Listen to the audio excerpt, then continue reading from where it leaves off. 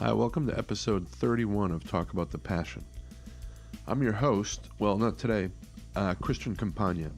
This episode is a special episode. It is the 1 year anniversary of this podcast. So my friend Angie thought we could do an episode where she asks me questions. And here we are. The idea of talking about myself for an hour or so seemed obnoxious and narcissistic to me until I realized I have people come on here and make them do the exact same thing. Plus, I'll take any opportunity I can get to brag that I once met Styx. The title of this episode, The Restless Dreams of Youth, comes from the lyrics to a Rush song called Subdivisions. The whole line is, any escape might help to smooth the unattractive truth, but the suburbs have no charms to soothe the restless dreams of youth. Which pretty much sums up where I was at, 13 or 14 years old, living in the suburbs and going into the city to, buy records and go to shows and that kind of thing. There's two notes I wanted to make about this episode after listening to it a couple times.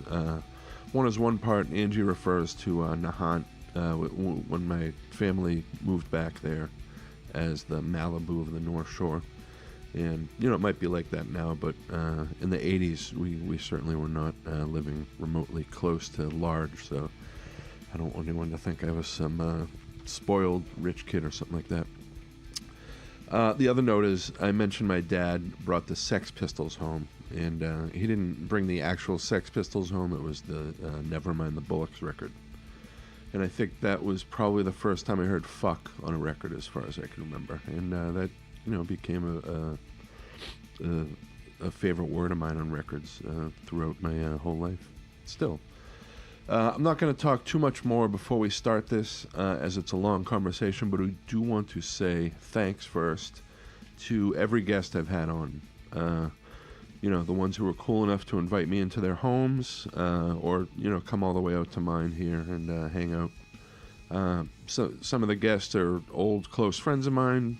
Some were people I had never met, but I consider all these people good friends now, and all of their stories and contributions to this podcast are the reason I do it. And so thanks to all of you. Secondly, thanks to you. If you're a return listener or someone who has, told me they enjoyed listening, it makes it even more worth doing to hear that kind of stuff. So anyway, you don't want to miss, before I start here, you don't want to miss next week's episode number 32. It's the first different format episode I've done, well, aside from this one, and the first one I've done with two guests at once. I just recorded it today, and it sounds great. I can't wait for you to hear it. I'm pretty psyched about that one. And then tomorrow I have a guest coming out here to my house. It's a Boston musician, and that should be pretty cool. So yeah, stuff is certainly happening around here on this podcast. So I'm on social media. Facebook, Instagram are updated the most. I have Twitter, but it's basically just to announce new episodes. I don't really use that much. I try to put relevant content up on Instagram related to podcasting. Sometimes there's clues to upcoming episodes and that kind of thing. You can listen to this on Apple Podcasts, Google Play, or wherever you find your podcasts. I'm even on Spotify now, if that's your type of thing. And hey, if you listen on Apple Podcasts and like what you hear, or if you don't like what you hear, leave me a rating or a review. I love to hear feedback. And also, I'm always looking for new guests, so if you or someone you know wants to be on an episode, please reach out on one of those outlets, and we can set it up. Anyway, here is episode 31, Talk About the Passion. Thanks for listening.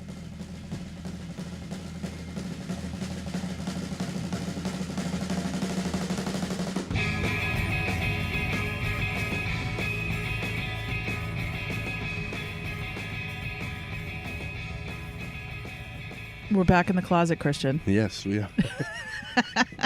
Should I introduce myself? Sure. I mean, I'm Angie C, and I'm an on-air radio personality, and I've known Christian since we were babies. Yeah. Since you're in Black Barbie, but yeah. we'll get to that. And I was on the legendary, no longer operating WFNX in the 90s, Salem State College in the late 80s and early 90s, and then I'm on WZLX now. So we did a podcast together. We did right here in this closet. In this very closet. So we're in my closet. We're in a townhouse in Marblehead, and the closet is the most soundproof room in the house. Yeah. And I've actually helped other people with podcasts, and that's what I always say. Like, if you don't have a studio, get into a closet and talk into the clothes, and that's as soundproof as you get. So this is where we are, in an undisclosed location. Well, thanks for having me on your podcast today. So I'm very excited. We talked about this when you interviewed me last year. Yes, yeah. I said, I want to interview you. Yeah. I thought it would be, I don't know who came up with the idea originally. It was probably you. I think it was you. The anniversary of doing, we talked about doing a best of. Right. But then also that you should be interviewed, because one of the things I really admire about this podcast is that it's an archive. It's a little piece of history. Right. And the music that we came up with, especially in this area, although it's not always about growing up on the North Shore in Boston specifically, but that you're archiving very important moments that we're going to not have or not remember in just one generation. Yeah. So I thought the idea of talking to you and how you got to this point and where you came from is just as important as everybody else's origin story. So cool. So let's start at the beginning. So I was born. I was born in Boston, but we lived in Nahant, Mass, which people don't know. It's a small little peninsula off of Lynn, Mass, which is on the North Shore. It's a fishing town, and it's beautiful. It is beautiful. It's a beautiful place. Yeah, yeah. And so my family lived on a road called Spring Road. And that road still to this day has a number of my cousins on it. And there's a gas station there that's owned by my uncle, Enzo. Oh, wow. Enzo Burrell. I love that. Yeah, and Enzo Burrell's first cousin is Al Burrell from SSD, who's a distant cousin of mine. But also like a pivotal person in your life, right? Yeah. Yep. So my dad worked for A&M Records as a marketing guy in Boston. Which, by the way, not everybody's parents were in the music business. Yeah. That must have been a pretty big deal for you. I mean, it really did shape everything about you in a lot of ways. Yeah, yeah. And at the time, I think Frampton Comes Alive was breaking, and Supertramp, Crime of the Century, probably, around the same time. And A&M was one of the first labels that built artists. They weren't like a singles because label. they were started by artists, right? Yeah. It was Herb Alpert and Jerry Moss. So they would have, Styx had 5 albums before they had a hit, and they would do that. And they don't really do that now. No, they don't have that kind of investment time or money anymore. Yeah. So my dad's, his job got better apparently. So they moved us to Los Angeles in 1976. And my first concert was here, which was It was either Cat Stevens or Supertramp. I can't remember. Either? You don't remember which one? Cat Stevens kind of a big deal. Supertramp, not as big of a deal. So we were out in Los Angeles in 1976, which for me, I was 6 or 7 years old, and being sort of at the start of disco and all that stuff. Oh, yeah. Was kind of and then just sort of being thrown into getting to meet we met Styx when I was 7 years old, and that's so awesome. I think Tommy Shaw was like 2 inches taller than me. I was like, hey, you're the same fucking height as me. But so early on, records were around our house a lot. So it was normal for you to be around rock stars, to have music always playing in the house and that sort of thing. Yeah. So I don't have that, and I kind of wish I did. People a lot of times remember like the first album or cassette they bought. I don't remember really, but because we just had. Well, they were always in the house, right? Yeah. But some of the ones I remember, and I think the covers were more, just stood out to me. Was like the Beatles.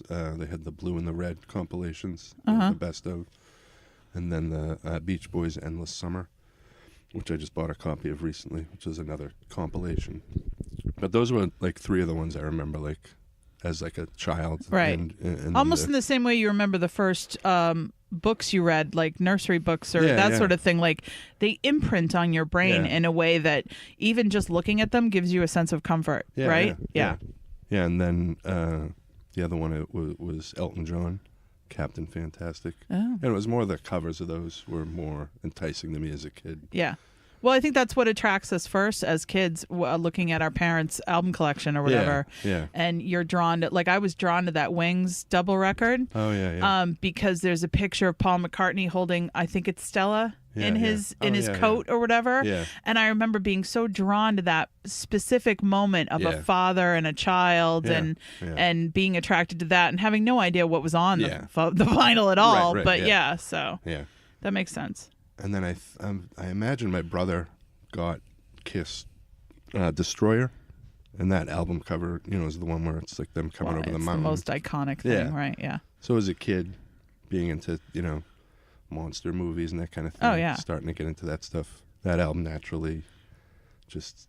I mean, it is the most genius marketing plan, and I don't know how much of it was intentional or not, but our particular generation discovering Kiss in and the makeup and the theatrics of all of it was such a great introduction into some harder rock and roll in every way. You might as well have been giving us Free Candy too. It was just, it was unavoidable. How could you not? It was like, don't touch that, it's hot, but it looks so good, And so do you remember the first piece of music, whether it was a cassette or vinyl, that you went and purchased yourself?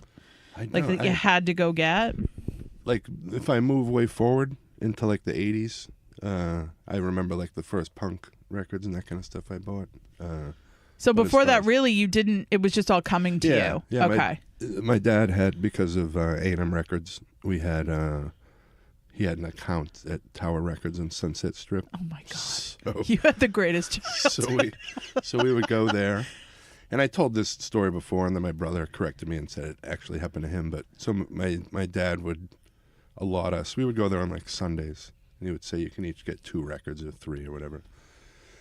And I remember my brother got one of his friends played us. This is Frank Zappa record. Oh called, God! Live in New York. Mm-hmm. And it has this song called "Titties and Beer" on it, which has done. Yeah. Has, sign me up. Terry, the drummer Bozio sings. He plays the devil. Oh, okay. But anyway, I remember when we got home, my dad was like, why, Jeff? Why would you want to like? He was gonna test my brother, like, because he was like, why would you buy a Frank Zappa album? Because it's like little 10-year-old kids. Right. The exact opposite of Kiss being enticing was Frank Zappa at that time. Yeah. And I think my brother Jeff was scared to say titties and beer in front of my dad. So he just didn't, wouldn't so say. Funny. But that was a favorite record of ours around the house. And they were pretty liberal with that kind of stuff, because the first records, along with like Kiss and Styx and that kind of stuff that I really levitated towards, was comedy records. George Carlin, Cheech and Chong, which isn't really appropriate for an 8-year-old. No, not at all. The Monty Python records. Martin Mull did comedy albums, and then comedy albums were a big deal, but then because unless you were out at a club, there was no way to get that sort of raw comedic material, because it certainly wasn't on television. Yeah, exactly. And then Steve Martin was the first. That was huge. He was my first sort of like idol, like, as a kid. And my dad took us to see him do stand up at God, Universal Amphitheater, which is where he recorded the second album, Wild and Crazy Guy. Yeah. And the openers for that was this group, the Blues Brothers.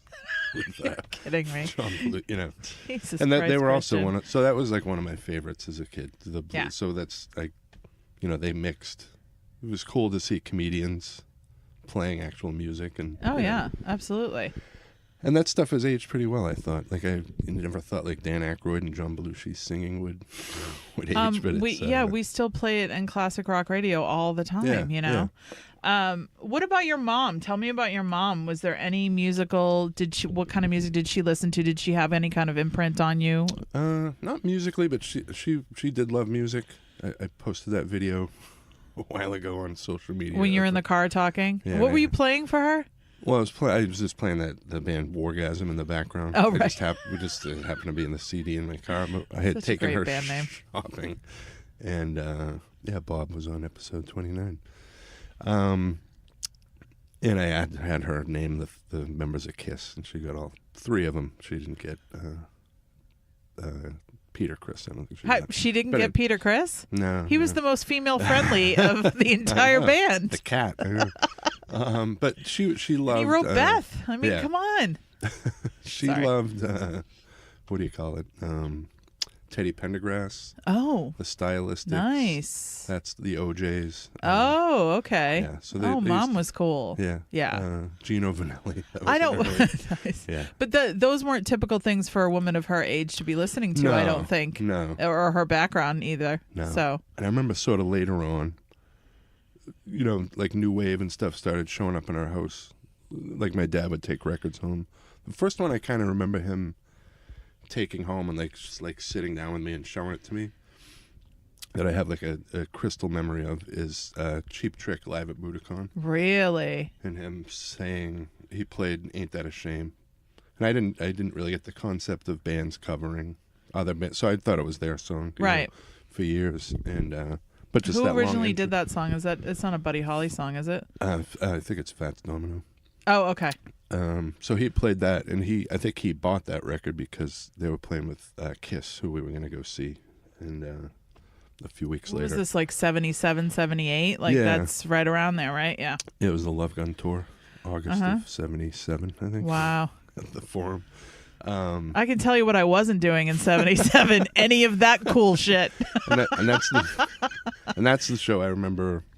So Gene Simmons in that era had... they all had a little... That's where they had all the fire on stage. But to the right of him was this snake statue. It was taller than him. It was probably 8 feet tall. And on the top of it was a pot, like a cauldron. Smoking. And I remember we didn't even see Cheap Trick, of course. Like it was one of those we got there late and didn't see him. That's okay. You had plenty of opportunities to see them later in your life. Yeah, we saw them later on. But... So I remember saying to my dad, "What is the smell in here?" And he said, "Oh, it's pot." And in my 7 or 8-year-old brain, I thought he meant the smoke coming out the of cauldron. Gene Simmons. Right, of course. Why wouldn't you? Oh, that's cool. So that must be... When did you figure that whole thing out? When somebody asked you to smoke some pot and you're like, is Gene Simmons going to be here? I know, right? Yeah, when I was 12 years old and I smoked pot, I'm like, this is that Gene Simmons stuff. He invented it, right? But my mother, so my parents ended up splitting up, and we, came back to Massachusetts in, I think, 1980. So at that point... so that's a radical shift for you. Yeah. I mean, in every, obviously being a child of divorce back then when it was not as common as it is today, huge. And then going from the West Coast back to the East Coast, huge. And then probably going from a life of being surrounded in the music business to not. Yeah. So those are 3 major things. So that's really going to mess with you. And the other thing that people always ask, well, not all, not yet people have stopped me on the street, but hey, Christian, some people have asked why I'm a Dodgers fan. And so my dad's a lifelong Red Sox fan because he grew up here in East Boston. And so maybe he took me to Fenway Park when I was 5 but I don't remember. My first A&M had seats behind the dugout, behind third base in the 70s. So all my first games were Dodgers games. Well, sure. I mean, so it's your first love in a way, right? Yeah. So I've always, I still love the Red Sox, but the Dodgers are sort of my team, and always kind of have been. So. Los Doyers. And out of any other team besides the Sox, I think I have an affinity for them as well. I mean, the Cubbies a little bit just because of the history, obviously, but that's another thing that you and I have in common is we absolutely are in love and have 2 hometowns. We have Boston and we have LA. Yeah. And we've both lived on both sides. I think we both probably prefer to be on the West Coast, just for our sanity's sake. However, and the weather, obviously, but the people that we love are here, and so here we are for now, anyway, but not forever. So. At some point, I'll be back in LA where it's nice and sunny all the time. And earthquakes are not that big of a deal most of the time.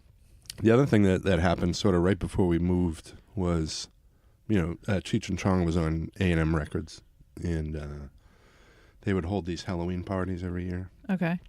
And they held one at, it must have been 1979, because it was right before we moved back to Boston. And they had a thing at the Roxy on Sunset Strip. And years later, my mother said, I don't remember even seeing them there. It was one of those, like, an artist host a thing, but they might not even. It's like Cheech and Chong's Halloween party. Sure. But my mother said years later that you were chumming around with Tommy Chong's daughter. Ray Dawn Chong? Which I imagined, because she's the same age as me. Oh, my God. Which I don't, and so that was like my one brush was with a famous kid. And pretty also, good. And also when we first moved to California, we lived in Encino, which you probably know where that is, in the valley. That's where like Michael Jackson lived. Yep. But one of my best friends in that school was Christian Conway, who was Tim Conway's son. Oh, really? But that was like for like a summer. Like, yeah. It's not like I could look him up on Facebook or something. But I remember we'd go to his house, and at the time, Tim Conway was like famous for wearing Carol all these Burnett hats show and all that, right? I mean, that was a big deal. He was huge. Yeah. So that was fun. But so around that time too, that's sort of when like New Wave, like A&M started signing. Like the Police were on there. Yeah. I remember my mother telling, because my dad brought home, they signed the Dickies. Oh my God. Yeah, the first like 2 records. I remember my mother saw the Dickies, which is just kind of funny. So random and funny. So when we came back to Massachusetts, if there was concerts here, when we were like 10 or 11, my dad could get tickets. So, okay. So it was a complete loss of sort of that the music. Connection. Yeah. Okay. Yeah. So he would get tickets, and my mother would take us. So we ended up seeing Cheap Trick with Rick on the Dream Police tour with nice. Rick Derringer at the Boston. Wow. Garden. So that was probably 80, 81. And that's one of my favorite records by them. I know it's like not cool to say the first or second album, but we have a lot of those in common too, But that's been my, and I think, and I've talked to this with people before about sort of like the eras of music that will always stay with you, and that sort of era for me, like 1980 to 82.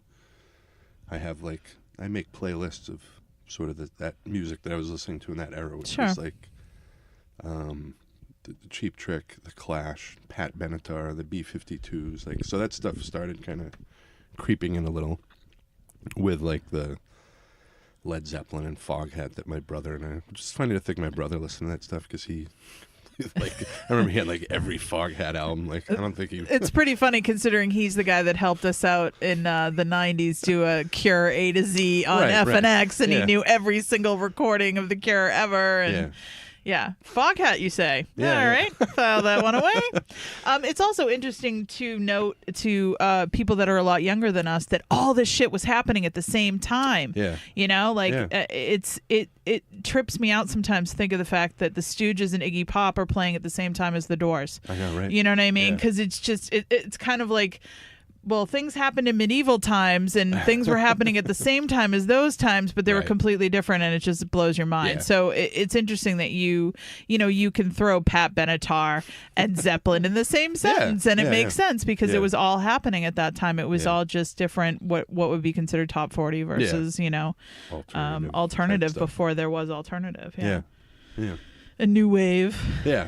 And I remember I think my dad brought the Sex Pistols home at one point too, and it was more because I think they were going to be on A&M, and they famously didn't sign with A&M. Yeah, they went with EMI or something. Warner Brothers. Okay. Well, there's the mention in the song. Yeah, EMI, the song. So. Yeah, I don't remember who's on what label the way you do. You're really good at that. That all kind of falls by the wayside for me. So you leave the West Coast. There's still a little bit of the music business looming large because of your dad's connections. But what is it like going to school for you and being around kids that are, very different than the kids that you were hanging out with in California, I'm sure. Yeah, it was weird because skateboarding was big in California, and it hadn't really hit here yet. And I remember we had like the big wooden skateboards that are like became famous in the 80s, and I remember I had one of those. And I remember in Nahant, I was driving down the street when we moved, we came back to Nahant.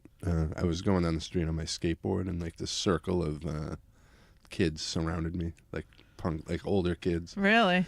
I had a Van Halen shirt on at the time, just had the Van Halen logo. I was probably 11, I guess. Nice. And one of the kids was like, "Leave this kid alone. He's got a Van Halen shirt on. He's got good taste in music." But I will always remember that the time Van Halen saved me from getting. Well, that's I mean, I wouldn't fuck with a kid with a Van Halen shirt on either. Like, no, he gets a pass. Yeah, he's gonna bang my mom. Probably loves Van Halen, so he's into. But I would imagine, so, even though, and it's interesting, you moved from L.A. to Nahant, which is sort of like the L.A. of the North Shore, or the Malibu of the North Shore in a way. Like, it is, because it is a beach community, and it is, even though it's next door to Lynn, it's about an entire planet away from that. And kids actually surfed in Nahant and in Marblehead and Swampscott as well. Like, there was sort of that counterculture already happening in that area, so that's interesting. Yeah. If it was a smoother transition for you to then say, had you moved to Lynn? Right. Yeah. Yeah. No, it was. I think we became sort of. When we came back here, because we didn't go to school in Nahant. They sent you to Swampscott.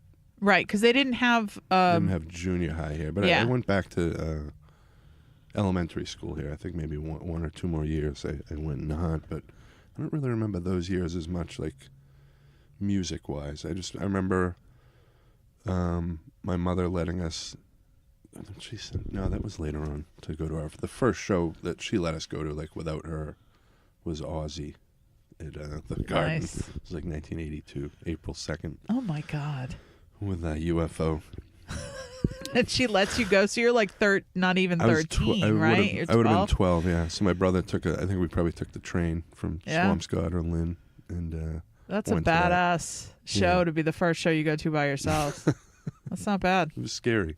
I bet. Yeah, because that was around the time when, and you can search for it. There's a WBZ or one of the Boston stations. There's like, when they do like news stories if there's an artist. Because around that time was when there was rumors he was like throwing puppies in the audience and biting off the heads of bats and whatnot.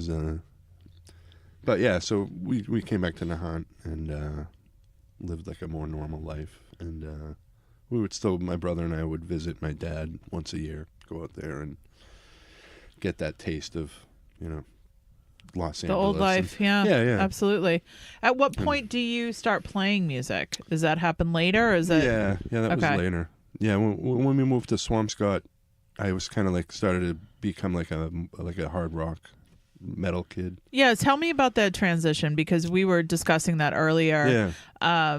I never, a lot of people I love and respect their music tastes. Had that step from punk rock, new wave, alternative, hardcore, and then they go to metal. Yeah. And then, which eases you right into grunge and what have you, and then you're off to the races. But for me, I just never got into metal the way most of my friends did. I stayed in hardcore land, and then it went right to grunge. Yeah, I just sort of missed that step. So I'm curious as to how granted, you were already listening to Van Halen and Ozzy and Sabbath and that sort of thing. But then you get to these like, and I'm not necessarily speaking to the hair band, the 80s metal, although there certainly was a touch of that, but you have a whole other life in metal. With the bands that like you can barely read the title because it looks like graffiti. I don't know what you call that, but like, and I love sonically, I love the music of all that stuff, but then they start singing and I'm out. And you're out, like it, bah, bah, bah, bah, bah, and I'm just like, yep, not for me. Which is why, I can still go to a band like the Deftones and always love everything that they do because, Chino and his voice and there's a melody there that's respected, and no matter what you're doing on the guitar and everything else, like there is that sort of string. But so tell me a little bit about how you go from, sort of Cheap Trick and Kiss into the harder stuff. And then, of course, we have to talk about the Grateful Dead thing, too, because that's such a weird speed bump in your... I was like, what? You like the Dead? Like, how does that happen? But then it makes sense if you go back to the Pat Benatar and Led Zeppelin reference we made earlier. It's just that you know, because you were so appreciative and you were brought into the music scene by somebody at a label, which means all different genres of music. So that's really interesting that you can bounce around like that. I think the metal to hardcore was in punk, because I was already kind of into the Clash and that kind of stuff, the B-52s or whatever, and Devo was big.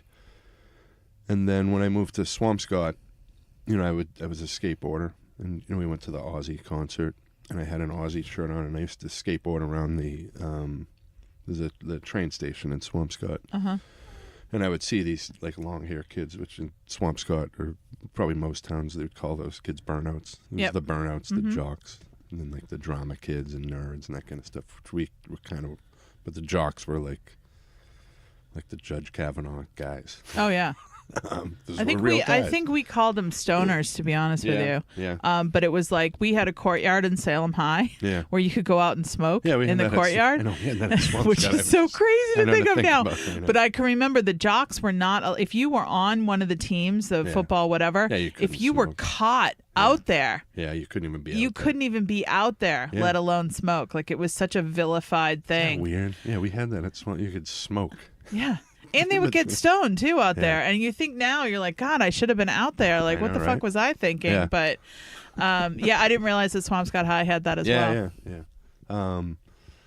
So I befriended these kids. There was this kid, Joe Feldman, who turned out to be some sort of a criminal. But a lot of these guys turned out to be criminals. Yeah. Well, a couple of them. And then this guy, Matt Spencer, who I'm still good friend, well, not good friends with, but he lives in the Virgin Islands now. Oh. And but they were hanging around there, and I sort of became friends with them. And they were all metal guys, and into but then they were also into Rush, that was probably the next after Kiss. Rush happened. Yeah. And that was sort of like the next band I sort of connected with. And Rush is something that you kind of can't get into until you're a little bit older, I think, and a little nerdier, because it's like jazz. You know what I mean? Like as far as rock and roll and metal goes, like Rush, the prog rock thing was just an upper level. Yeah. Like you kind of had to know your shit to be into that. Yeah. But Rush at that time had released their album Signals, which was the first one when they were sort of listening to the Police and the Talking Heads and that kind of stuff. And they added synthesizers, but there was a song in there called Subdivisions that even the video for it is like kids in the high school, so it's very much about just growing up like alienated in the suburbs. Sure. So that song really connected to me. And so I just kind of dove headlong into Rush, and that was sort of, all those kids were like Rush and Dungeons and Dragons, so we just headed down that. Yeah. And of course, marijuana was a big part of this, which when I think back... The marijuana back then, man. It might as well have been tea leaves. Yeah, I know. Comparatively. So I was, when I think back now, I'm like, I was smoking pot at like 12, 13. If I had a kid now and I would be like, Jesus Christ. So one of these kids said, we couldn't find weed. And they said, there's this kid at high school. And I used to see him around, and he was on the very first episode of this podcast.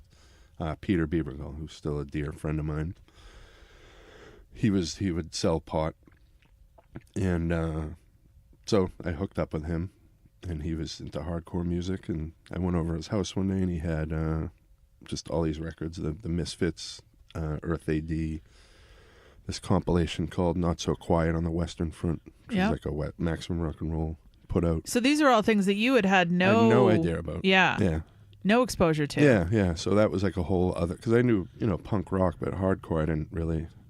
The only exposure I had was at one point my aunt, Grace Burrill, this was my great aunt, gave me this record, this SSD Control. The kids will have their say. Your great aunt gave you the SSD record. And she said, "This is your cousin Alan plays on this. This is his band." Oh, right. Looking at it and going, "This is like a stupid look. Like what is like? How can you look at that album and say it's stupid, Christian? My God. I know I have it tattooed on my leg. Well, by the time I was introduced to it, it was something to be revered. So it was a totally different situation for me. Yeah. And I sold, well, I didn't sell that copy, but I did sell a copy of that for $687 a couple of years ago. Wow, that's crazy. But so I remember just dismissing that. I don't even think I took the record home. I was like, what is this? It's not Rush. Yeah, I'm there's out. no skulls on it or anything. I don't care about that. So then when I met Peter Biebergall and told him, because he was like, I don't think he had one of those, but he had these. And I said, I think my cousin is in one of these bands. And I told him, he said, Al's nickname was Lethal. Oh. He said, Lethal's, that's your cousin? And I was like, yeah, I mean, he's not like someone I see at Christmas, but he's, it's my great aunt, Grace Burrill, her husband, Carmen. So my great uncle, Carmen, his brother, Aldo, that's Al's dad. Okay. So whatever that is, second cousin. Yeah, sure. So, Pete and I just became best friends, and I would come to his house every day after school. We'd smoke pot, listen to hardcore records, and then we would listen to also the first Violent Femmes album, and the Buzzcocks, and stuff like that.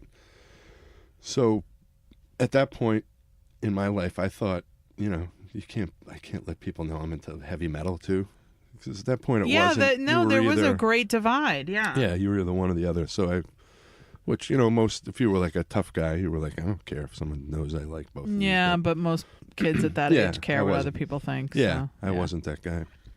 So also around this time at junior high, Swampscott Junior High, this woman comes in, she's an old lady, Mrs. Quint, and she's going to be a substitute teacher. And on her desk, she has these Xeroxed booklets, say Suburban Punk on them. And she's like, she's going to be our substitute. And she said, I thought I'd bring these in if you kids want to look at them. My son does this magazine. Oh, my God. This is Al Quint. So, Peter was friends with him. So I became friends with, Al through that. And Al ended up taking me to my first punk show at the Channel in Boston, which was this band, Channel 3. Uh-huh. And then Kraut, who... Neither of those bands were like household names. Channel 3 was kind of, but Kraut, one of them went on to form the Cro-Mags. Oh, wow. And is that your first time at the Dice? At the Channel, yeah. Oh, sorry, at the Channel. So I was like 13, and I was just like, this is Well, the Channel amazing. was a trip. Yeah. And the boxing ring and the... there was something about that place that was so special. Yeah.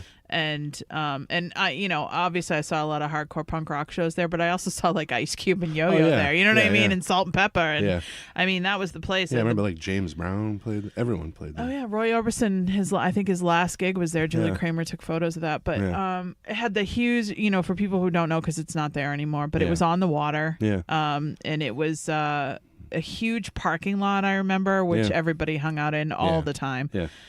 And then inside, it wasn't necessarily anything special, but there was an energy in there, the fact that there were a lot of little pockets that you could kind of go hang out in, if your band wasn't on until later or whatever. But God, I miss that place. Don't you miss that place? Oh, yeah. And that's I immediately that first excuse me, that very first show was electric to me. I just remember this is where I want to be. That was my first punk rock show was at the Channel as well. Yeah, it was Gangrene. Oh, nice. When Joe Gittleman was in the band. Oh, all right. Yeah. And the Goo Goo Dolls were opening. Oh yeah, and when they were a hardcore band. Yeah. But the Channel and being backstage at your first ever trip to the Channel too was also quite a thing. But a place like that will make a lasting imprint on you. It's not just about because the bands themselves aren't necessarily, but it's the scene, right? Yeah. So did you immediately be like, these are my people, this is my tribe? Yeah. And so there's a website. I think it might be bostonsbestrock.com or something like that, but I don't know if you've ever seen it, but it's it's a Channel website, and you can click on a year, and it literally lists every single concert fantastic. that was. So when I go back, and I've always known this, when I got into hardcore, by like 3 or 4 months, I missed the Misfits, Minor. All these bands broke up. Like, like 3 months or so. So I don't get that to brag about. I can't be like, oh yeah, I saw Minor Threat. Like, you know, there's a picture of Al Quint on stage with like Ian Mackay singing. But well, nobody likes to show off, but yeah, that's kind of a big deal. But so the next show I went to was at this club, Storyville, which is no longer there. And right. It was short-lived. It was a jazz club in the 60s. There's records. But the name pops up a lot. They had some seriously iconic shows there, did they not? Yeah. Mostly jazz ones. No big rock or punk shows there. But like I have a Charlie Parker live at Storyville album. Yeah. Like it reopened in the 80s, I think, and they tried to. But I saw the Proletariat, this band Sorry, that were really good. They were kind of like a mission. So both of these bands they're in the hardcore scene, the Proletariat and Sorry, but they're more sort of arty, like Mission of Burma, Gang of Four type stuff. Yeah. But that was the first show I like got in the pit. Oh, really? yeah. And then so after that, I was like every weekend we were at a show, and it's crazy to think like 14 years old, just taking the train into Boston or the bus, and you just go to Newbury Comics, and then a little bit after that, Al Quint, and his best friend Mike Gitter, who's the Marblehead guy, did Triple X fanzine. I became good friends with them, and then started my own zine called One Step Forward, which I talked about on my first episode of this, which was, when I look back at it now, like the grammar in it is like... Well, I'm sure it's atrocious, yeah. It's atrocious. Because when I look at like Al and like Mike's, I'm like, they went to college. Yeah, but the fact that you had the chutzpah to start a zine at, how old were you, 14? 14, yeah. That's pretty crazy. Yeah, we went to I talked about on that first episode we went to the Paradise and interviewed Keith Morris from the Circle Jerks. Oh my God. It didn't record, so we just like wrote it from memory. If I had a nickel for every time I had recording equipment that wasn't recording while I did an entire interview, I'd have a few dollars in my pocket. That shit happens all the time. But for a couple of years in Boston anyway, for me, like the wheelhouse of like hardcore is 84 to 86. And when I go beyond that, there's also obviously great stuff after that, up into the 90s. But those are the formative years for you. Yeah, for me. Yeah. And I was doing the zine, and I interviewed so many great people, like,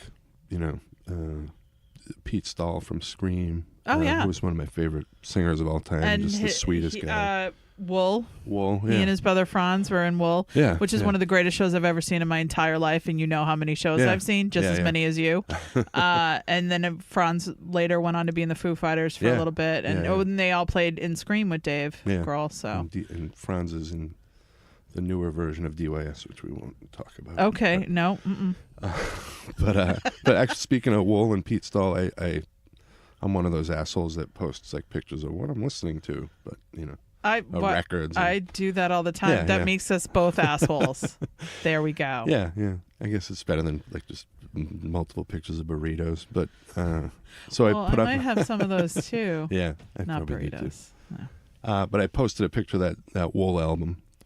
Because that was like a big album. Kill the Crow and all that. Yeah, I mean, that was Superman a great record. Yeah. And I said this was like a very important album to me in the 90s or whatever. And I tagged Pete still because I follow him on I didn't even Instagram. know he was on. I'm going to have to look that up. Well, he's a tour manager now. He tour manages Royal Thunder, maybe. Okay. Some of those bigger, like, he was on that last Sabbath tour because I think he was managing the other. But so he's managed tons of bands now. That was a band that I went to go see because I was hanging out with Kurt St. Thomas from FNX, and he was friends with all the record reps. And I want to say it was Paul Langton. It might not have been. It might have been John Lachey, but whoever it was, they were like, "Can you please come see our baby band or whatever?" Like, and we were at whatever Bun Ratty's was at the time because it wasn't. I don't think it was. It might have been Local 186. And there were maybe 7, 8, 9, 10 people in the entire club. And they came out and played like they were on fire. And my face melted right off my body. And I was just like, that's fucking ridiculous. The energy level in that band was sick. Yeah, and then they came back here a couple of years later with, it was a tour. It was them, the Melvins, and L7 that was at Avalon. But anyway, Pete replied to the when I posted that this is like a week ago. He was like, "Oh, thanks, man. That record, like, that band got me through helped me through the '90s as well, or something like that." It was kind of cool. And he's like, "Hey, there's a reissue of this," or blah blah blah. Well, you need to talk to him again then. I know. I should get him. Absolutely. I think you should do like a whole fanzine episode where you go back and talk to the same people you talked to when you were a kid. Idea. Yeah. And then you can, exercise all those bad grammar details. Yeah. I know. I did Corrosion of Conformity in their van. Nice. That was really fun. Gangrene. Just a bunch of random bands. So where are the zines now? I have them at my house. I have the first. I only did 3, so I sometimes I'll post screenshots of them. You should totally digitize them and just have them, especially on a link from the podcast, because that absolutely shaped what you're doing now. Yeah, definitely. That's great. I didn't know that about you. Yeah. Out of all the things I know about you, Christian, I didn't know about the zines. And so at the same time, now that I'm into hardcore, I called my aunt Grace Burrell and was like, "Hey, can you give me Alan Burrell?" Like. And just like, I know I didn't give a shit about your kid's record, but I was ill-informed at the time, and now I'd like his home phone number. Thank you. Yeah. So I said, "Can you, let him know I'm into, maybe he'll." So she called me back. She's like, "Here's his number." He was going to Northeastern at the time. He was an electrical engineer, and so I would call him randomly. And we would just like shoot the shit about music and life and stuff. And but at that time, SSD was already like sort of not done with, but they were progressing into like a rock metal thing. They were always a band that would really like Husker Du, where they would release an album and then wouldn't do those songs anymore. They'd be doing new songs. Yeah. And so he was onto that. But I remember him not sending me, but I asked him like, "Hey, I'm going to Newbury Comics to buy some records. What should I get?" And he gave me a list of records, and then when I look at it in retrospect, it was all like the records on his label. Oh, really? I mean, there's only like 5. That's funny. Only 6 releases on that or something, but they were probably pretty good records, though, weren't they? Yeah. The 2 SSDs, 2 FUs, and Jerry's Kids. Yeah, so 5 albums. Those are some pretty iconic albums around these parts. Yeah. So. Oh, and DYS. So there's 6. Yeah. So then I was going to these all ages shows constantly, and then I hadn't met Al Burrell in person, and there was a venue on Huntington Ave in Boston called the YWCA. It was part of Northeastern, and they had shows for like a summer. There was a famous show there where Dickie Barrett got his teeth. Impact Unit. Yeah.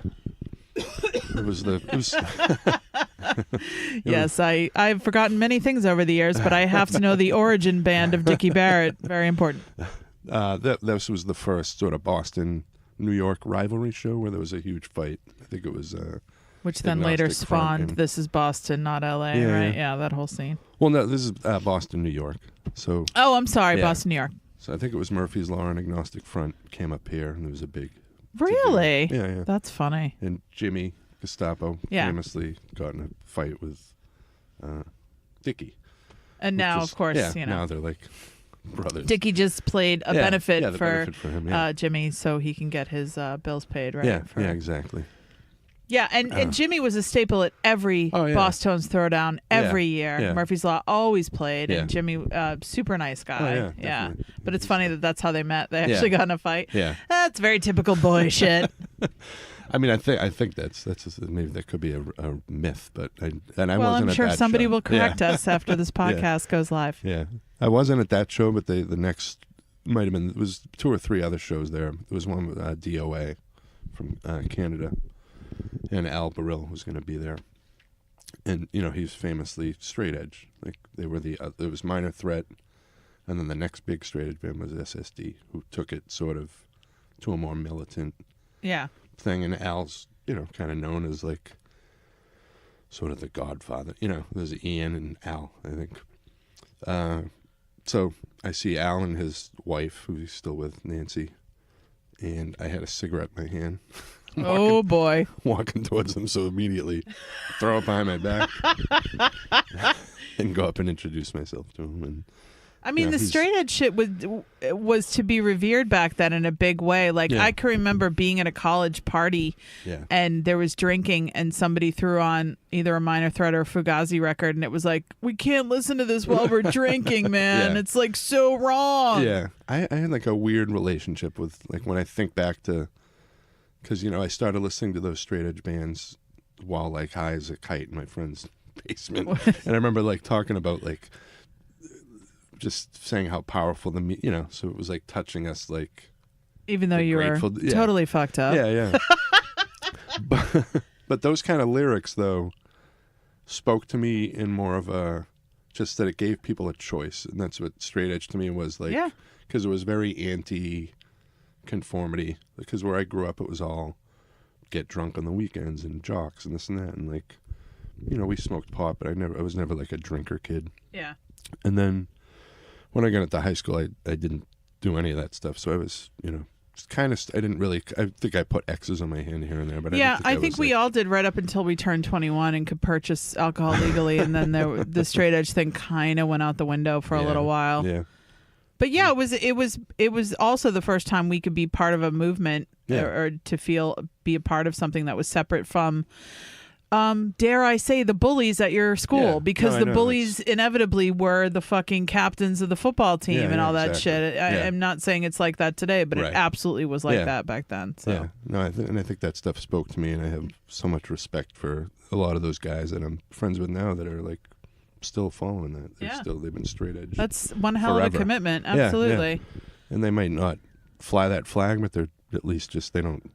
It's like some of these guys I've known have literally never drank or done anything. Ken Reed has never, ever had a sip of alcohol, ever. That's amazing to me. Yeah. So you meet Al Baril finally in person for the first time. Yeah. And what was that like? It was a little nervous, but he's very, like, if people know him, he's like an intimidating guy, but he's very soft-spoken and quiet. And but he's also a very funny guy, and but it was like a quick, hey, and then like, I would see him. I never saw them as a hardcore band. I saw them when they were like doing the more hard rock metal stuff. So I never got to see him as like Lethal. He was kind of a different thing at that point. But no, it was cool. And like, he wasn't like a big part of my life at that point. But I've, just aside from those phone calls early on where he would like talk about hardcore and stuff with me, was interesting. Well, just finding people to talk about the music that you're into was difficult in and of itself. And then to find somebody that is basically a built-in friend because you're related. There is that sort of connection. And then, so that's cool. Because although you had Jeff, he isn't an older brother in the sense that he was introducing you to things. You were being introduced to things at the same time. Right. So you didn't have like sort of that older sibling to sort of bring things to you. And maybe Al, got to be that person for you a little bit. Yeah, him and Al Quint. And but then my brother, started getting into Joy Division and New Order, and that's he kind of brought me back into that kind of stuff. That I kind of guess I started getting into with like the B-52s and that. Right. So that was sort of going alongside of hardcore, especially because you needed a break, and you needed stuff to put on mixtapes for girls. So absolutely. You need to meet girls, and that, I mean, one of the reasons I probably got so into hardcore when I did was because it was a fucking sausage party, and I was boy crazy, and I was boy crazy for a very particular type of boy, and they were all at the channel at those hardcore shows, so I was happy. But I can imagine as a guy, you're gonna have to get into some other shit, or you're not gonna meet girls ever. Yeah. Or only girls that have a shaved head and bangs. And that's probably not the girl for you. Yeah. So then I guess we're around getting out of high school now, like 86, 87. Al Quint wanted to start a band. He had a band called No System before. So he he tapped me. My good friend at the time was this kid, John Kelleher from Lynn, that I had worked at a supermarket with, who's like straight-laced guy, but loved, like, he was just gone into hardcore and stuff. Mm-hmm. So him and I were trying to start a band. So were you playing yet? Yeah, I had started playing bass at this point. Okay. So I picked up. So you started to play bass, like that was your first. Yeah. That's an interesting thing. Yeah. Don't people usually migrate to bass as opposed to? I did have a guitar when I was like 10, but I never like knew it. I didn't really try to play it. So I bought a bass and an amp to start with, to play with John. And then Al Quint was like, let's start a bit. So we started this band called Shattered Silence, which I initially played bass for, and Al sang. And this guy George played guitar with us, who was sort of like, he was an older guy. And he was more into like the New York Dolls and that kind of stuff. But Al, because of his connections, he has this huge zine in Boston, would get us these amazing shows. So, and what is that like, going from the audience to being on stage? It was cool, but like people weren't there to see us. Like Al famously had it with his band No System. They played with Suicidal Tendencies at the Paradise, who were late.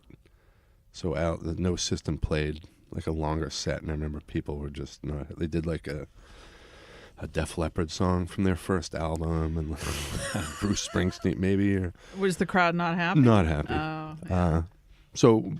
But Al Quint, people like and respect that guy. So we didn't, but people weren't there to see us. So we got to open for like the Adolescents, and then we got to play with Scream at TT's. Wow.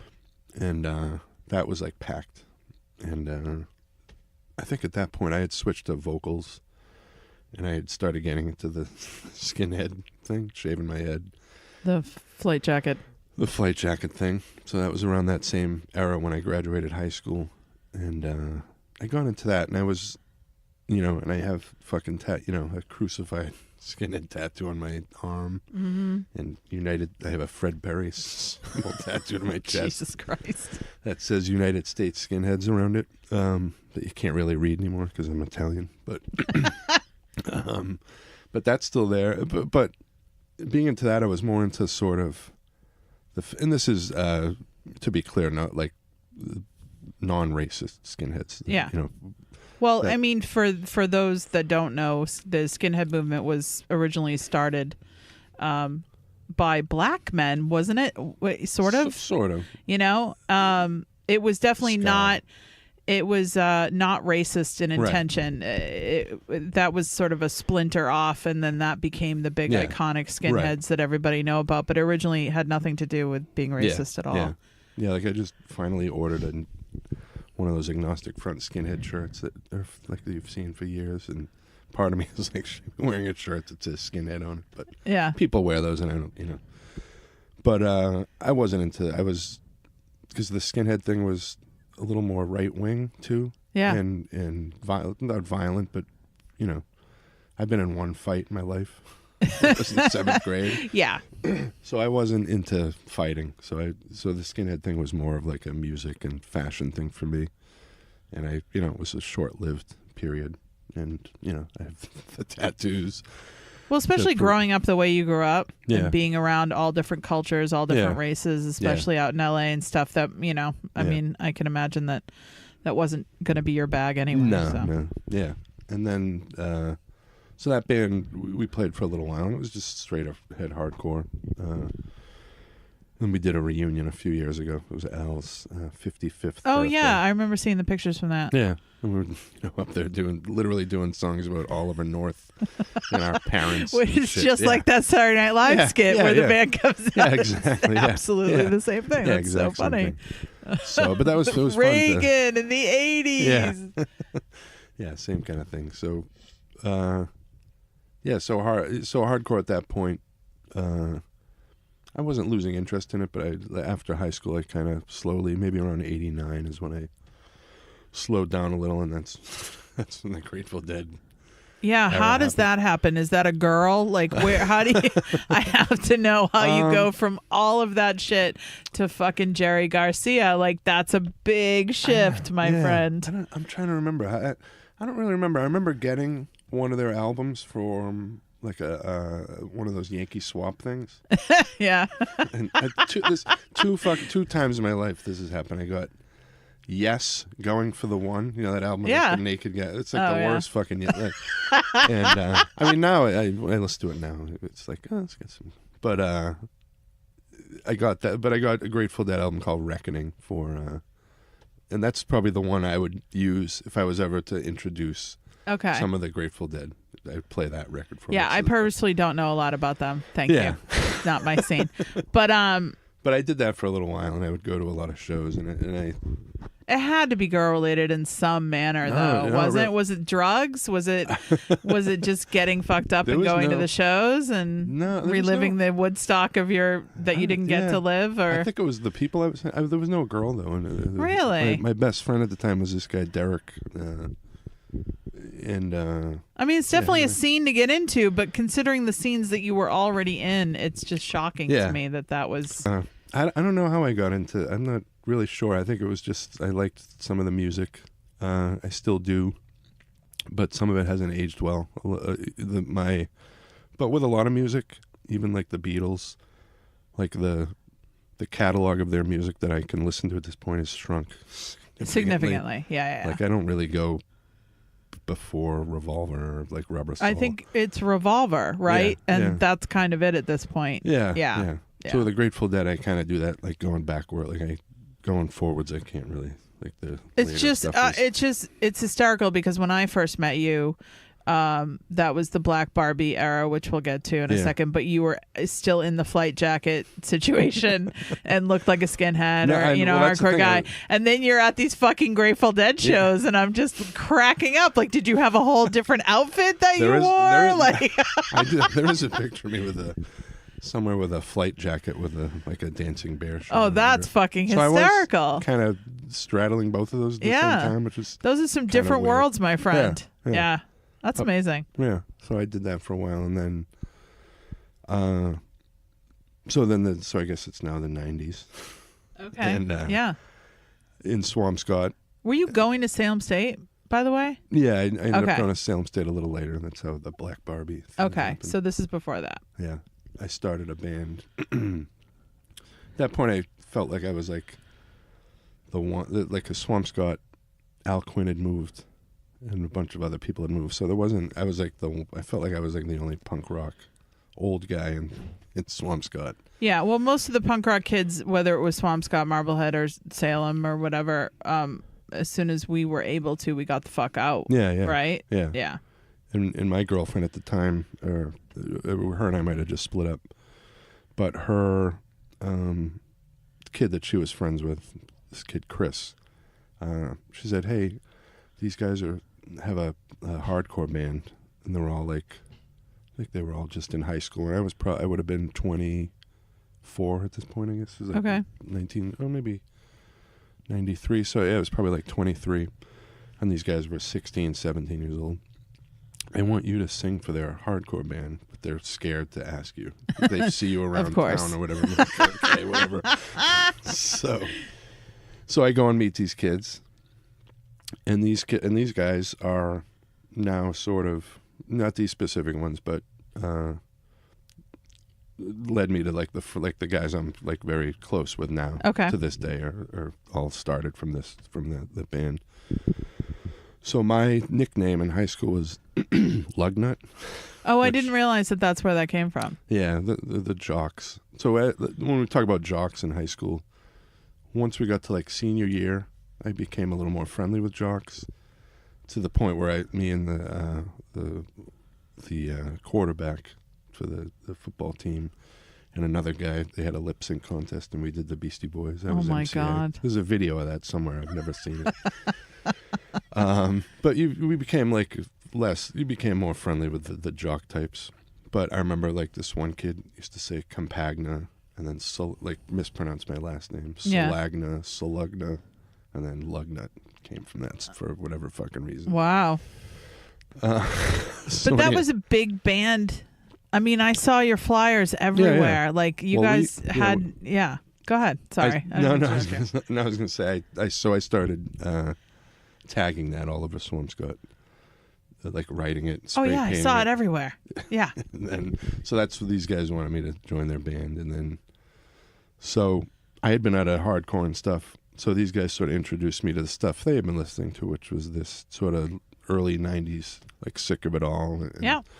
And that kind of, so we did mostly covers, Sick of It All.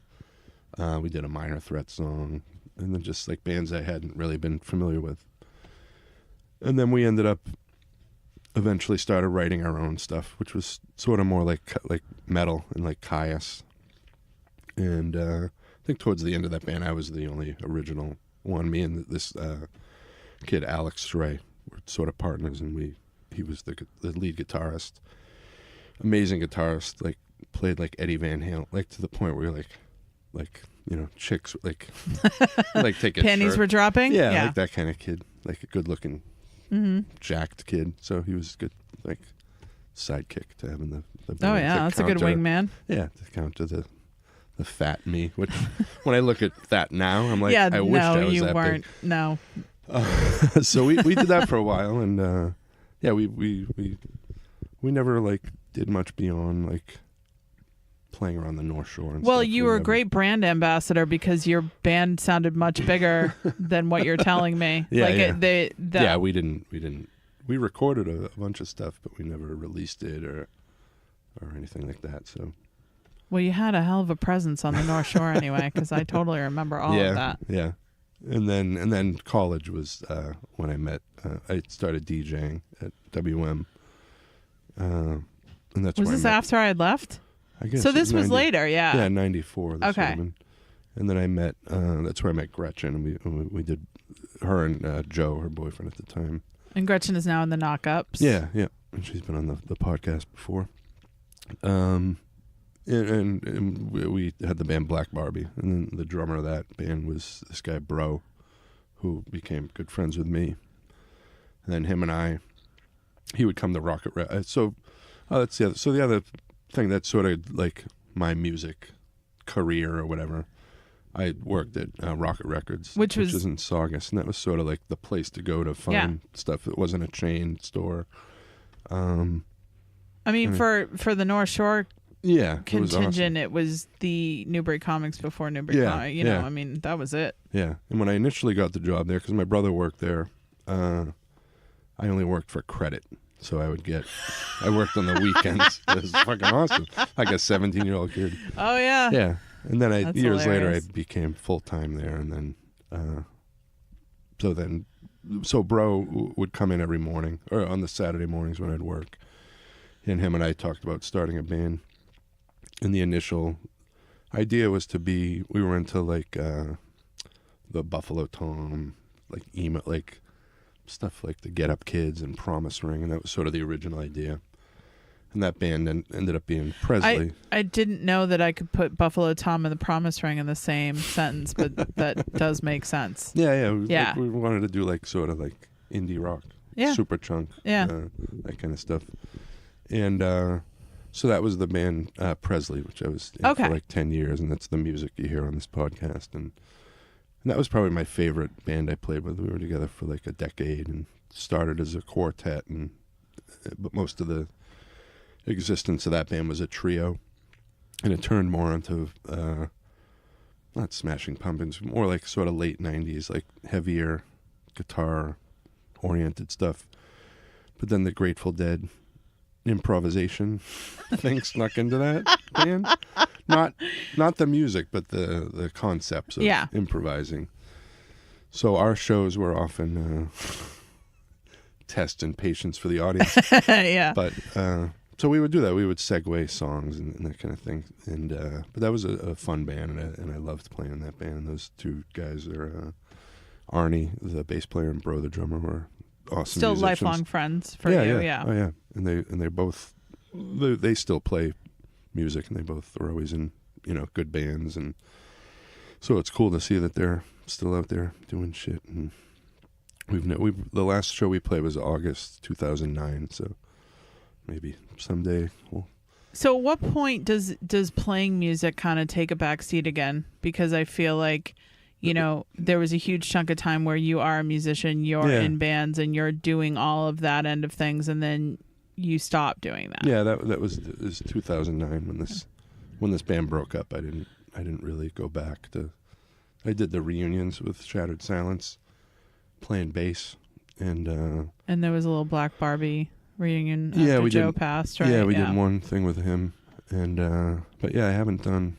It just hasn't. Is it because you sort of did everything you wanted to do, and yeah, it's I think with like music. I feel like I've been in so many different aspects of it. There's also the Rounder Records, which is actually a big part of this. Yeah. My development, I think, is. So you grew up surrounded by music label executives and part of the record company business, and then you go and work for a record store. Yeah. Then you work for a record label. In the middle of all that, you're also writing fanzines. You're going to completely different genres of music, and so you really have hit everything. Yeah, right? I think so. I mean. Hip hop, to a certain extent, you hit that as well, didn't you? I mean, you were definitely going to those shows too. Yeah, I love hip hop, and still. But yeah, Rounder. So I worked at Rounder Records. And when did that start? 97. Okay. My girlfriend at the time, Tara, her roommate worked there, and they had an opening in the warehouse. And where was Rounder? At that point, it was in North Cambridge. Okay. Like right outside of Davis Square. Okay. So it's like where we would go to have lunch. But at that time, I started there in the receiving department. And I liked jazz music a little from like my Grateful Dead friends, but mostly just like Miles Davis and sort of the more popular stuff. But I was the assistant with this guy named Rocky Stone, which some people may know around. But there's a book that Brett Milano wrote about record collecting a few years ago. There's a chapter on this guy, Rocky, who was like a Vietnam vet. This old guy, very like shaky. Yeah. But an encyclopedia of like jazz, blues. And his house, he had to move out of his apartment once because his collection was like bellowing the floor of the place. Oh, yeah. Like hoarding, like every inch of his house was records and CDs. Record collecting became this really interesting thing in the late 80s and early 90s with that whole like limited edition, only 17 pressed, box sets and shit. Clear vinyl, whatever it was. But like the friends you knew that were into that were so far into that you couldn't even compete with it. Yeah. And it that plus being a hoarder is a marriage made in hell. Yeah. So he introduced me to tons of music, and it was almost like inspiring working there. And working there was sort of the last, I love my current job and the people I work with, but Rounder was the last place I worked where I was sort of around people like me. Yeah. And so, Rocky got me into all that stuff. And then I worked in the offices, and I worked sitting next to this guy, George Hall, who's a guitar player. He lives up in Gloucester. And he was in the band Dogzilla. Lunch with Ed. Yeah. And then Sex Bomba with Chris Cody, who's like one of the best singers.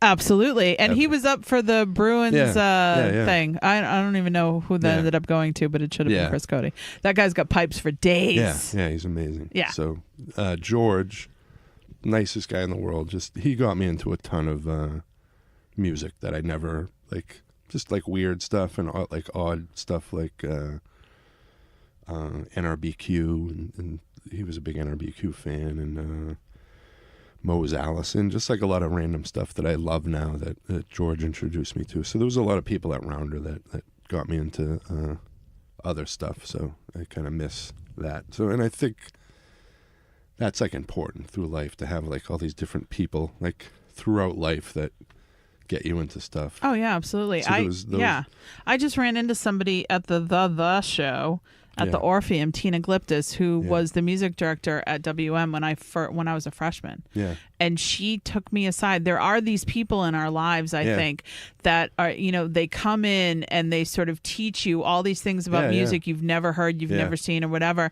And then they sort of float back out again, but it's so important. It's like studying with masters, you know, and you wonder, people are like, how do you know so much about so much? And it's like, those people are how I know so much about so much. So you've had some incredible, you just keep finding those people, or they keep finding you. I don't know. And I was thinking about this recently because I started buying records again, and so I used to go to Newbury Comics, obviously, and for a while that was the place to go because some of the mom and pop ones would get a reputation of being like snooty, but Newbury Comics seemed like, even though it was a chain, there was like, people that were like me that worked there. So I have a lot of friends that worked for Newbury Comics through the years that, like Mark McKay, Slapshot guy, my friend Nicole, who works the bar at Middle East. She worked there for years. And all these different people that you would go in and just hang out and talk to for an hour, and they'd recommend music to you. And I kind of missed that. And then, I thought that was gone with Newbury Comics. And now where I live, there's a couple different shops I go to, Newbury's. And there's guys that work in there same thing. You go in and talk to them about music and I buy shit that's, I still buy music every week. But for years I didn't, and I thought that was gone, but it was me. It wasn't. Yeah. You go in there, you find these people, because people want to work in records. There's people there that are just working there. Yeah. Maybe because they like fucking toys or whatever, but there's still the music guys that work at these that you can find, and so I get that again now at 48. But I remember That's pretty great. And I remember a friend of mine, John Sandler, owns a new shop in Brookline Village, a record store. And I'll go in there sometimes just and hang out. And I remember, like, when I would go to record stores as like a kid, used ones, and you'd always see that like fat old guy, and they're like standing at the counter that was like friends with the owners, just in there talking. Now I'm that guy. Yeah. It's like, hey, Bobby, what do you got today? Do you live here, man? Right. Yeah, exactly. Right, but there, a lot of those little communities are gone because Yeah. you can do everything online on your computer and you can find every record or whatever. Right. But, there is something to be said about somebody going, oh, you like that? Right. Have you heard this? Yeah, yeah. That really needs to continue, or people aren't going to learn the way, they should, I think. So. Yeah, and I think buying the records too is not regressive, but it's me sort of getting that feeling back, because I'll sit at home and play records and look at them. Yeah, that feeling when you get home and you unpack and you start listening and reading the liner notes and holding them tangibly in your hands is something about that. And maybe it is nostalgia in a certain way, but it's also like, I'm sure people back in the day did that with books, right? Because that's how you got educated. Yeah. You read books so that's really cool. I'm glad that you're having this sort of renaissance with that. Yeah. And even with new, it's few and far between for me at this point with like new artists. Uh-huh.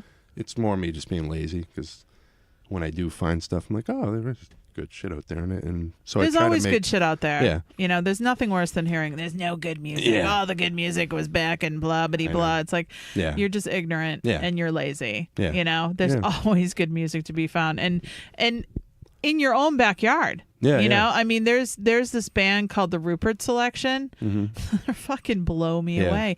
Every single time I see them, it's like, it was like going to see Tool for the first time. There's just something about that fucking band, and you know it when you hear it, when you see it. They may not conquer the world, but there's just something special there, and that's happening all over all the time. And it's great to, because I think we do get lost and we do stray from music. And for me, it was like I got married, I had a kid, I was living out west, like I was so far removed from everything, and then I found this Heartless Bastards record. Completely just a weird thing. I was working with Kurt on his little online radio station, Houndstooth or whatever, and I came across this band.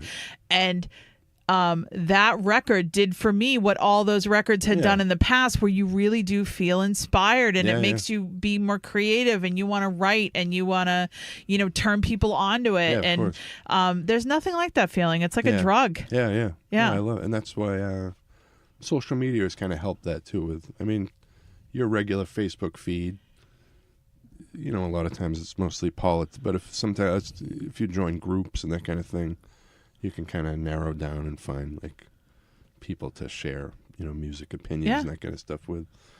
So, and that's sort of how I found my way to this podcasting. Yeah, so let's talk about the podcast a little bit, because you had been talking about doing it for a long time. I would say at least 5 or 6 years, if not longer. It was probably longer in your head than my head, you were actually speaking out loud about doing it. But how is it, it's amazing that you've built this archive of history that is so important, and it's an oral history of a time frame and growing up here, but also just the music that didn't get a huge spotlight and people didn't know about outside of the scene in any way. Yeah. And it's also amazing to listen to and to get to know people that you think you know. Yeah, you know? Yeah. Listening to Kevin Patey or even Keith Bennett, there were things that I've known those guys for a long time, and I was like, wait, what? They play with who? Yeah. Or and it's just it's a pleasure to listen to. It's an honor to be interviewed on it. Yeah. But I do like the fact that you were the first person that really got me to talk about my origin story, and that it's there and it's recorded. Yeah. And so someday when my kids have kids and I'm long gone, they can listen to it and be like, wow, great Nana Angie was kind of cool back in the day. I think it's really important. But when you started, what was the reason you wanted to have the podcast? Well, I want to go back once from what you just talking sure, about. Go ahead. I was literally just thinking about this morning about how. So, because I, obviously pay to have this thing hosted and whatever, I'm like, so if I die at some point and I'm not paying for this, is it just going to disappear off iTunes? Because it's not going to be hosted anywhere. So, if you do want your grandchildren and everything, that maybe save that. I can send you the MP3 file. We do need to save it. I mean, you need to archive it somewhere. Somebody needs to archive it, because I don't want this to go missing. No, I know. But I listened to a podcast called Stuff You Should Know. That was sort of the first one I discovered, which was just two guys talking about the history of microphones, or just like random histories of stuff. And I don't know how it works. I don't know. And then I discovered the Mark Maron podcast, and I really liked that because, as you know, I'm a huge comedy fan. Yeah. And I loved his interview style. And then some of the other one I got into was, which was probably the one I've like sort of modeled this after a little, is called Turned Out a Punk, which is by a guy named Damon, who's the singer for Fucked Up. And every episode of his starts with, "How did you get into punk?" And he just had Jack Black on there. He's had everyone on there. This is great. He's very like nerdy. Like he, tell you everything about every pressing of an album. And I love that. Yeah. So we need those people around, because I don't have that kind of memory anymore. Yeah. So that one, I was like, this would be kind of cool. And then I was just like, well, someone's already doing this. So, so I kind of forgot about it. And then I started listening to these podcasts by comedians, Joe Rogan, who normally I wouldn't like that guy. That guy had like the wrong impression of him, I think. But I like his podcast when he has guests that I like.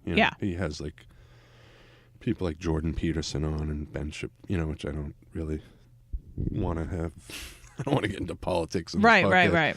But when he has people like that on, I don't really. But when he has other comedians on, or like thinkers and that stuff, it's interesting.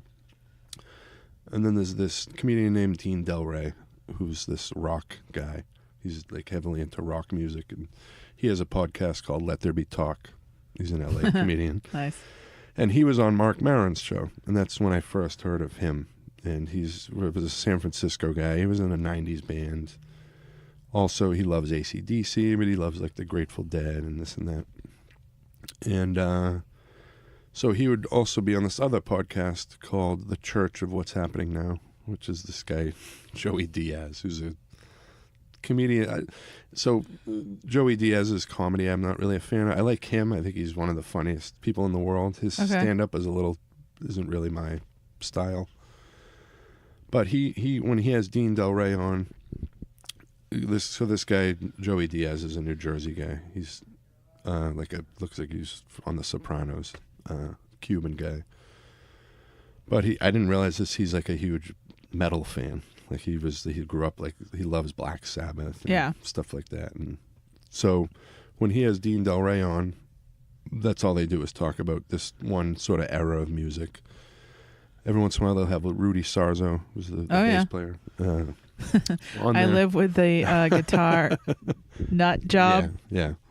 I hear all about Rudy Sarzo all the time. Yeah. So it's literally just them. These podcasts aren't scripted. They're not interviews. It's just literally them talking about whatever. And but it's entertaining enough to you and informative that it inspired you to want to. It's exactly what. So to me, I was like, I'd like to.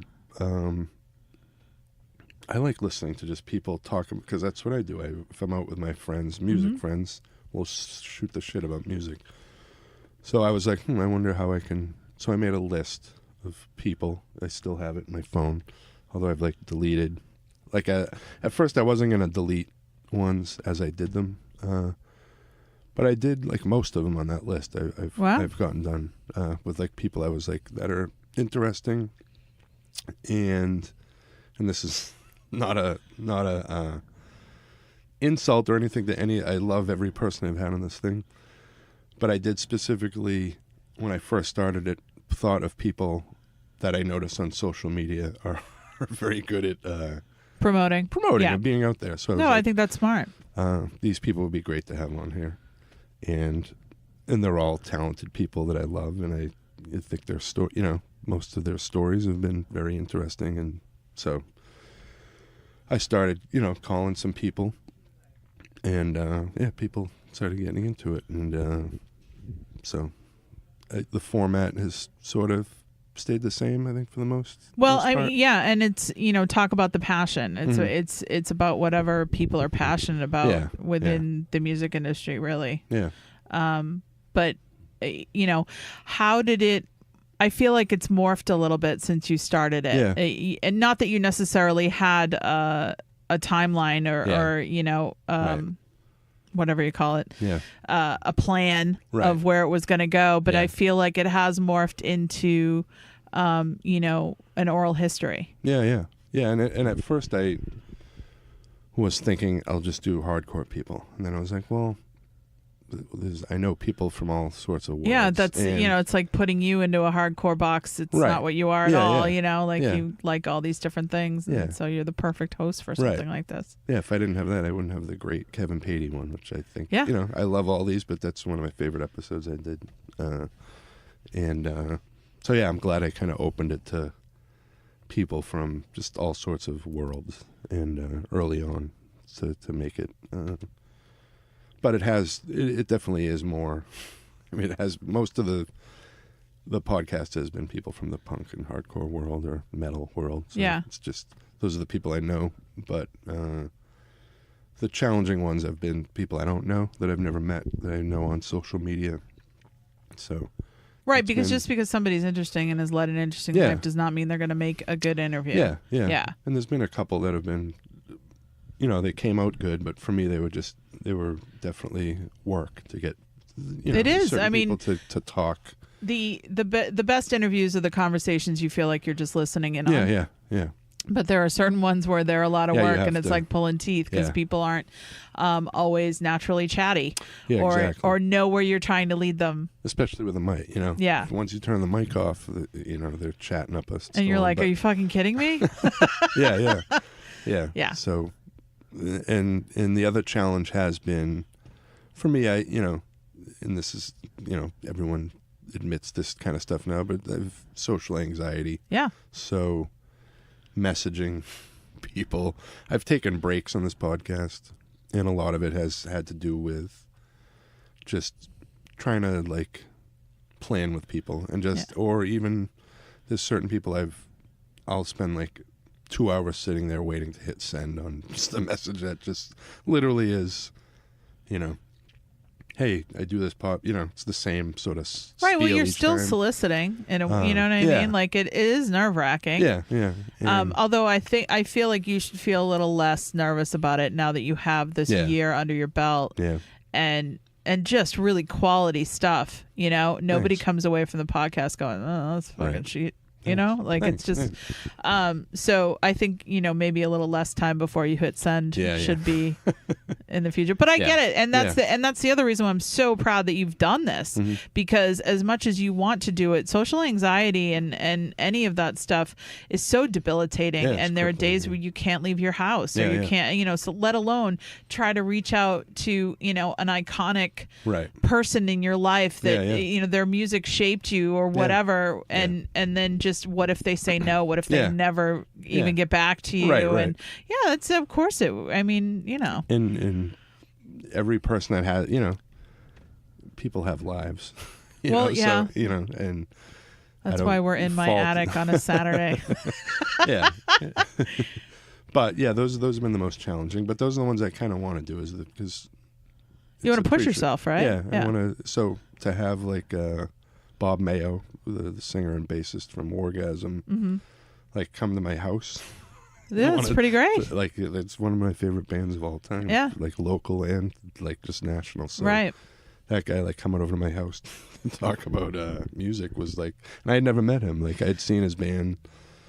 One of the things we do have to get to is there's a common thread through a lot of your episodes. Yeah. And that is the band Kiss. Yes. And I just want to go back to your childhood. Yeah. And one of the greatest moments that makes you is the fact that you got to visit Kiss on set when you were a kid with your dad. Yeah. Well, they weren't. We didn't. Well, we went to see. And I remember this day, my dad coming home with Double Platinum, the album. Yep. I was in the bathtub, and he said, we're going to go see Kiss next week. They're playing at Magic Mountain, the amusement park. They're filming a movie, so we're going to go to the concert. I was like, oh. And the name of the movie is Kiss Meets the Phantom of the Park. Which is Phantom of the Park! Yeah, which is like a horrible movie, but it's awesome. But so iconic for people of a certain age. You stayed up late to watch that on TV, and it was ridiculously bad, but your favorite band was in it. Yeah. And so I saw that, and then we saw the Forum show, you know, which is the famous run at the Forum, and then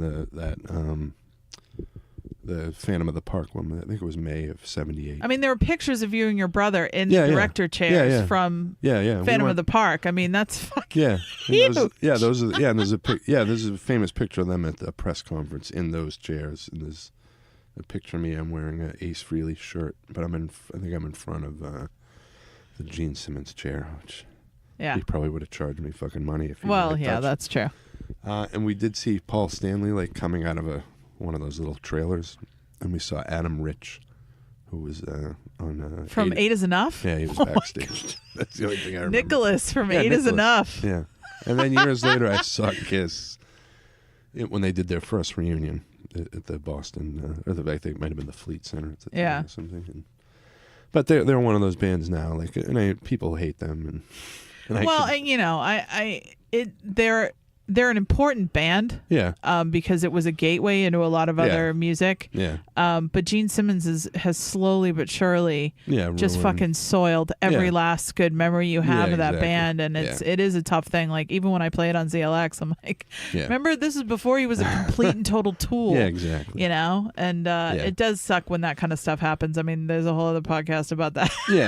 And they've become a less important band to me. But I do love that there's this little thread where everybody has a Kiss story. I mean, and one of my favorite Kiss stories, if you ever get a chance to talk to Henry Rollins, he did a whole spoken word tour about taking his buddy Joe, was it Joe Cool or whatever? Joe Cole. And that they all went to this Kiss concert because somebody in the Rollins band was a huge Kiss nut. Yeah. And so they pack up the band and they go to the show, and it's the most hysterical thing you've ever heard in your life.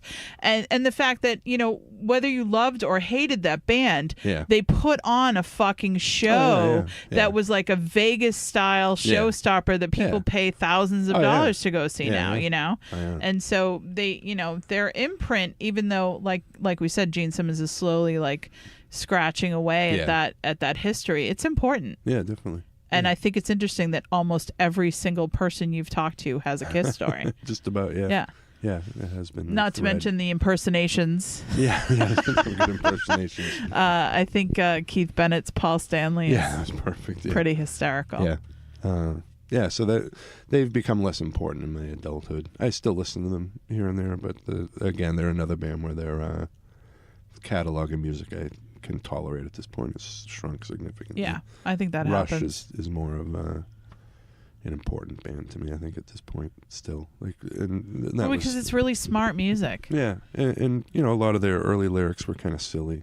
But I think once they hit the 80s and at least I understood what some of the lyrics were about. It spoke to me the same way, like when we talk about classic rock, the Beatles and the Stones. I love those bands and the Kinks, but the Who were always the one that like I related to more, I think, especially Quadrophenia. And that just that whole alienation thing and being separate from the group, so that makes sense. Yeah, the Beatles was more of like the music was good, and the Rolling Stones was always my favorite of all those bands. But that was more of also like the music and the lyrics to some degree. Yeah, but the Who had the lyrics and the music and just the look and everything about them was perfect for me. So yeah.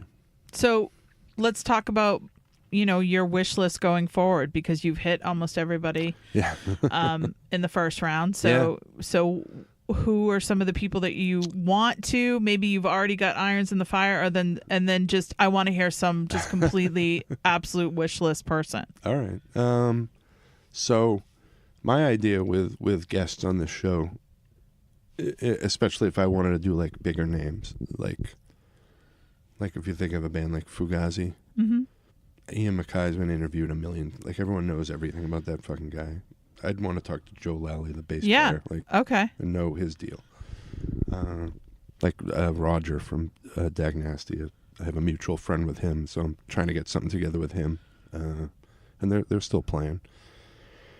Kevin Seconds is another one that I'm working on with. I'm going to be in California next month, but only for like brief periods in certain areas, so I don't know how busy well, we got to be able to make that happen. Yeah. So and people do these on the phone, but I definitely like to do them in person. I think it's just best to do them in person. But if someone said, hey, I can get you, I'm trying to think of someone huge that I'd want to talk to. First of all, I definitely think you should talk to more women. Yeah.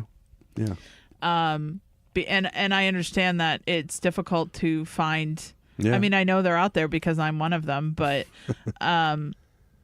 it is inherently male because it has been, but it definitely doesn't need to be. I mean, you could talk to Kathy Valentine and get some stories out of her, even though she was in this iconic girl band. Like, she's spent time with some she's an incredible musician anyway. So I'm just I for my 2 cents, I definitely want you to talk to more women. Next year for sure. Yeah. All right. So who's like the ultimate? If I could just wave a magic wand. I think it would probably be Kevin Seconds. He's one of like the most important for me. Like with hardcore music, when I think back to like bands that meant the most to me lyrically, anyway, his was probably the first, because they were sort of the first band for me that hit. And this is 7 Seconds. 7 Seconds that hit on racism, sexism, which was never really addressed much in the punk scene. I can't imagine why. So, they had the great song "Not Just Boys Fun," and so they, and he seems to be tied to a lot of different things historically as well. So I think he'd be a great guy to talk to. Yeah. I mean, regardless of the other awesome stuff about him. Yeah. And then there's also this is more of like a shout out thing, but there's a new podcast. Well, it's about a year old as well, that I've been listening to called, and this has literally been I was listening to it on the way here. I'm almost caught up, but it's called You Don't Know Mojack. And it's 2 guys from Canada. So Mojack was a band, Greg Ginn. Oh, okay. For those that don't know, Greg Ginn, Black Flag, SST Records. Right. Yeah. So these guys are talking about SST Records, and they've literally started at SST1, which is Black Flag Nervous Breakdown. Wow. And they're going to talk about every released on SST Records. And SST Records is one of the last labels where back in the 90s, I know I keep back in the 90s, but you could, when somebody asked you what kind of music you were into, you could literally answer a label. Yeah. You would be like Twin Tone, SST, Sub Pop, Discord, and everything that they curated this thing where it didn't matter. Like they weren't out, it wasn't a for profit. Yeah. The great thing about SST was always one record, one one deal, one record, right? Yeah. So they weren't going to tie anybody to anything. But that gives you, like early Soundgarden shit and stuff Sonic that, Youth, Dino Jr. The Dinosaur Jr. stuff. And so that is awesome that there's a podcast about that. No, That's these guys crazy. They're great. They're so each episode they talk about, each release. Some of them they've had people that were related to it. I think they have Mike Watt on there, and they're Canadian, so they have Canadian accents, and they just have a great rapport. And so I love listening to those guys, and so. Well, you guys should go podcast together. I know. I was gonna maybe see if one of them wants to come on here. Yeah, so, definitely. Yeah, good stuff. Well, this has been amazing. Yeah, definitely. I'm a little exhausted. Yeah, me too. Because I feel like we've taken, a journey through your entire life. I know. This is your life, Christian Campagna. What kind of narcissistic title should I give this one? I'm wondering. I don't know. I mean, I just love that you are this like Renaissance man. Like you've touched all these different, I hate to bring up Woody Allen because again, like used to be great, now tainted, can never go near it. But the Zelig thing, the fact that you were part of like although you were actually an active part of all these different scenes and all these different aspects of the music business, you've literally hit everything.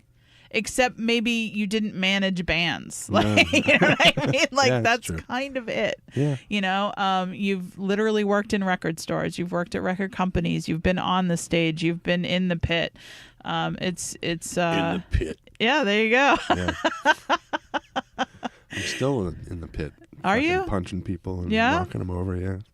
Making girls hold my jacket and shit, even ones I don't know. Can you hold my flight jacket? Oh my God, can I hold your flight jacket?